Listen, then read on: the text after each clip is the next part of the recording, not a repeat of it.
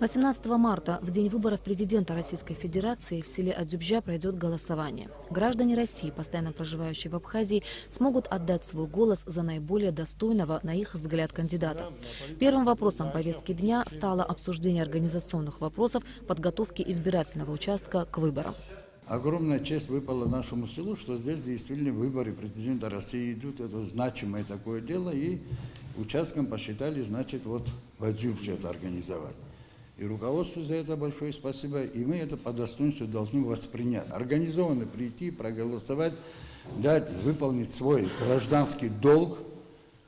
И перед своей родиной, и перед Россией. Вторым вопросом, который вызвал активное обсуждение, стала общественно-политическая обстановка в стране. Все присутствовавшие выразили серьезную обеспокоенность сложившейся в стране ситуации, связанной с фактом помилования Георгия Лукава и последовавшими вслед за этим акциями протеста оппозиции с требованиями отставки главы государства. Абхазы немногочисленный народ, у нас очень тесные родственные и дружеские связи. Необходимо сделать все возможное, чтобы не допустить противостояния в обществе, а все споры и разногласия между оппозицией и властью решать в законном русле, подчеркивали выступавшие.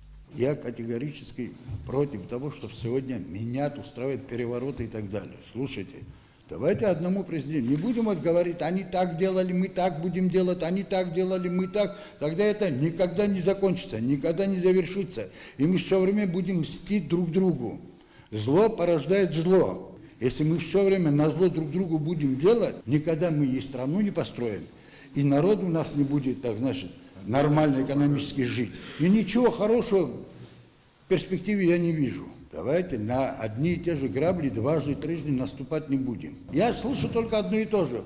Убрать эту власть, мы придем, все сделаем. Убрать эту власть, все. И 25 лет я это слышу, и вы это слышите. Таким методом не построим. Давайте дадим возможность нынешней власти доработать свой срок. В завершении встречи активом и жителями села Адзюбжа была принята резолюция, согласно которой необходимо провести работу по своевременному оповещению всех граждан России, проживающих в данном округе, о правилах и порядке голосования.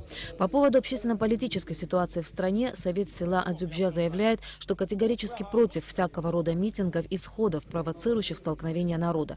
В этом случае Совет поддержит законы избранного президента и ни в коей мере не допустит каких-либо эксцессов с участием жителей села.